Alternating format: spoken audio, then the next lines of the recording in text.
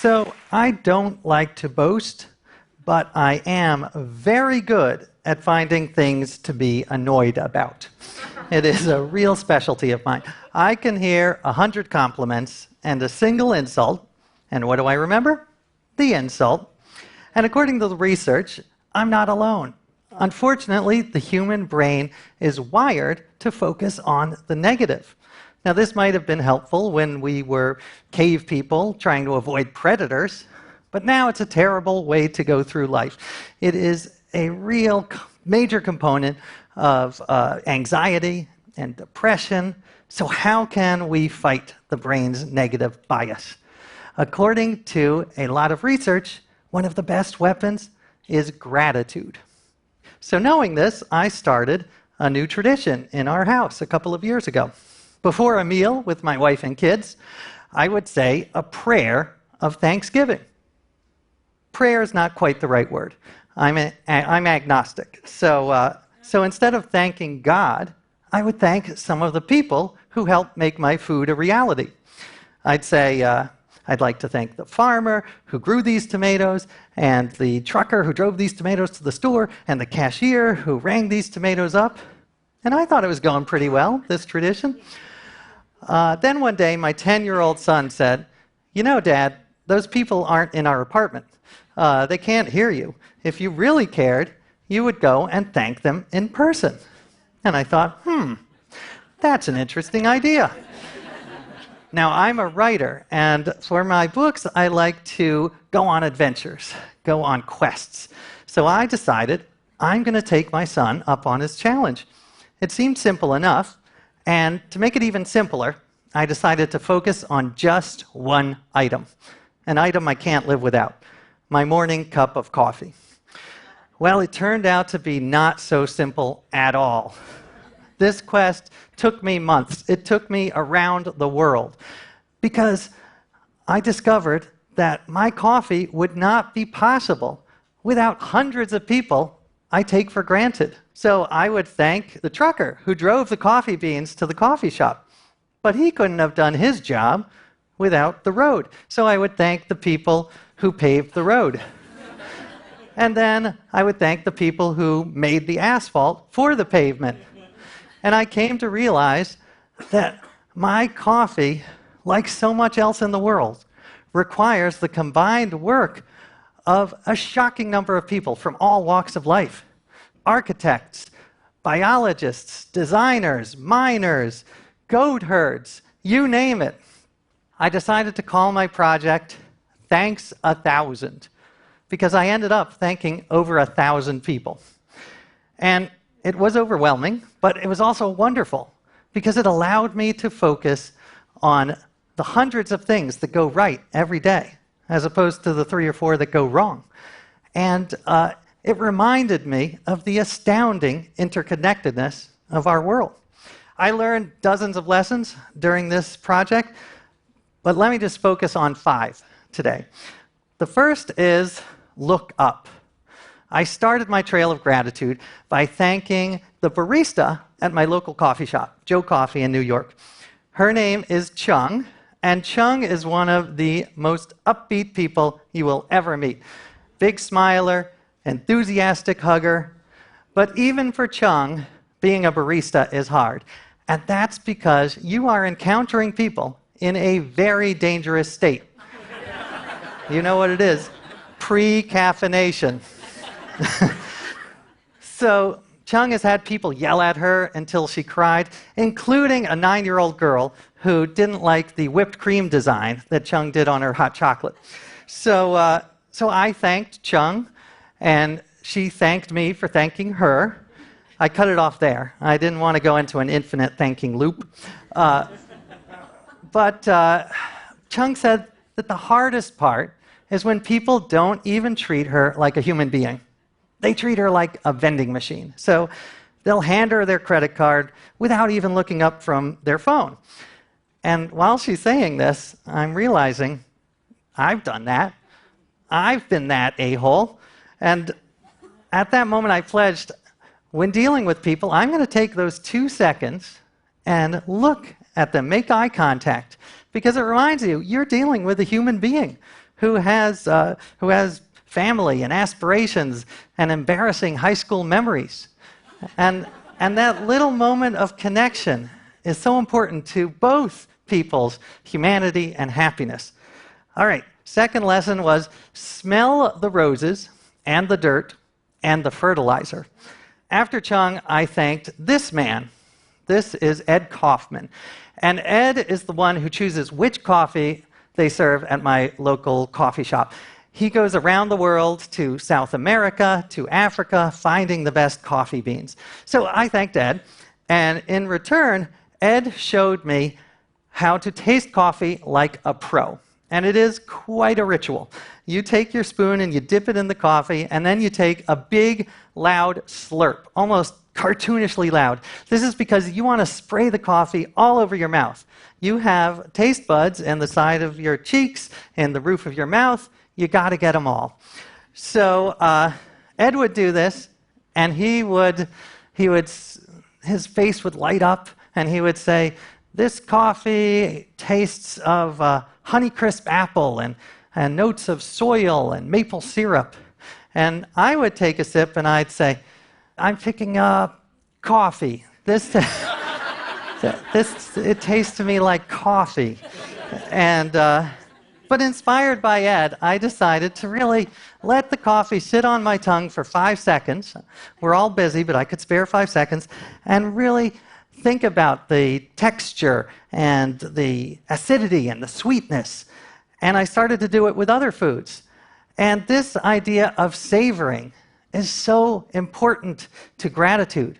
Psychologists talk about how gratitude is about taking a moment and holding on to it as long as possible, and slowing down time so that life doesn't go by in one big blur, as it often does. Number 3 is find the hidden masterpieces all around you. Now, one of my favorite conversations during this year was with the guy who invented my coffee cup lid. And until this point, I had given approximately 0 thought to coffee cup lids. But I loved talking to this inventor, Doug Fleming, because he was so passionate, and the blood and sweat and tears he put into this lid, and that I had never even considered. He says a bad lid can ruin your coffee, that it can block the aroma, which is so important to the experience. So he's very innovative. He's like the Elon Musk of coffee lids. So he designed this lid that's got an upside-down hexagon, so you can get your nose right in there and get maximum aroma. And so I was delighted talking to him, and it made me realize there are hundreds of masterpieces all around us that we totally take for granted. Like the on-off switch on my desk lamp has a little indentation for my thumb that perfectly fits my thumb. And when something is done well, the process behind it is largely invisible. But paying attention to it can tap into that sense of wonder and enrich our lives.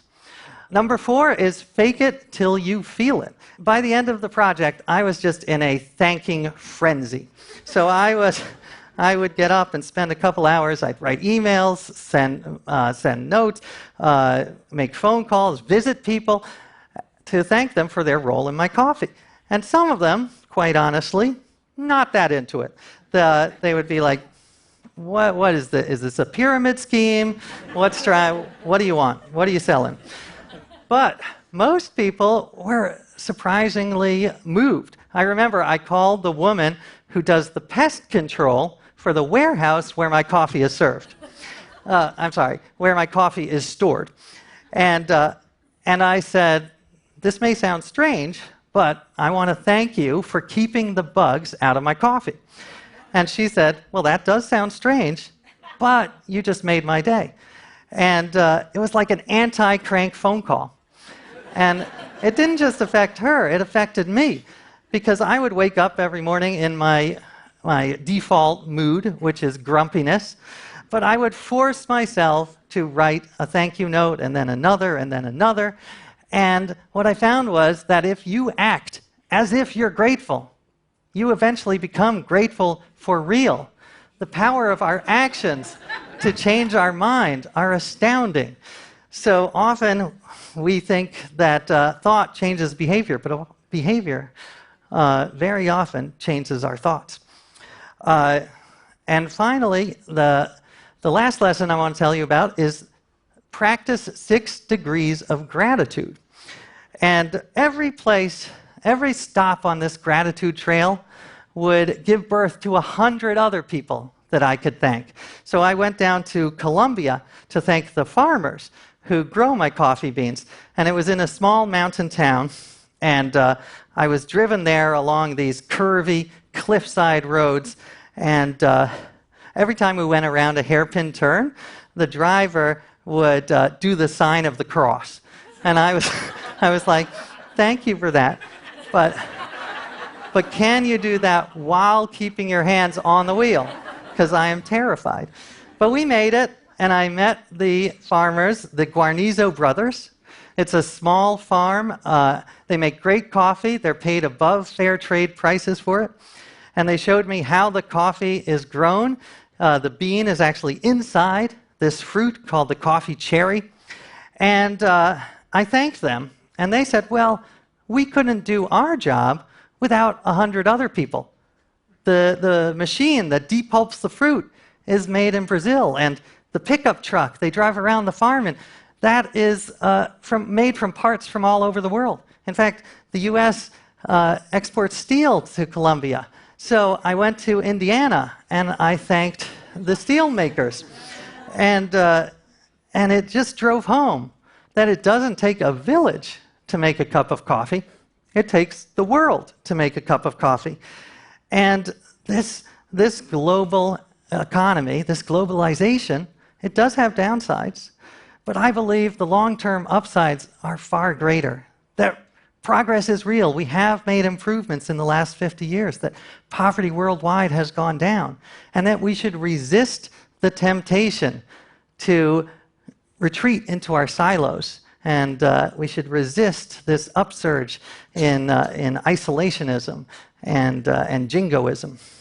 Which brings me to my final point, which is my hope that we use gratitude as a spark to action. Some people worry that gratitude has a downside, that we'll be so grateful that we'll be complacent. We'll be so, everything's wonderful, I'm so grateful. Well, it turns out the opposite is true. The research shows that the more grateful you are, the more likely you are to help others. When you're in a bad state, you're often more focused on your own needs. But gratitude makes you want to pay it forward. And I experienced this personally. I mean, I'm not Mother Teresa. I'm still a selfish bastard a huge amount of the time. But I'm better than I was before this project. And that's because it made me aware of the exploitation on the supply chain. It reminded me that what I take for granted is not available to millions of people around the world. Like water. Coffee is 98.8% water. So I figured I should go and thank the people at the New York Reservoir, hundreds of them, who provide me water. And this miracle that I can turn a lever and get safe water. And that millions of people around the world don't have this luxury and have to walk hours to get safe water. It inspired me to see what I could do to help people get more access. And I did research and found a wonderful group called Dispensers for Safe Water. And I got involved. And I'm not expecting the Nobel Prize Committee to knock down my door, but it's a baby step. It's a little something. And it's all because of gratitude. And it's why I encourage people, friends, family, to follow gratitude trails of their own, because it's a life-transforming experience. And it doesn't have to be coffee. It could be anything. It could be a pair of socks. It could be a light bulb. And you don't have to go around the world. You can just do a little gesture, like make eye contact or send a note to the designer of a logo you love. It's more about a mindset, being aware of the thousands of people involved in every little thing we do. Remembering that there's someone in a factory who made the fabric for the chairs you're sitting in right now. That someone went into a mine and got the copper for this microphone so that I could say my final thank you. which is to thank you 1,000 for listening to my story.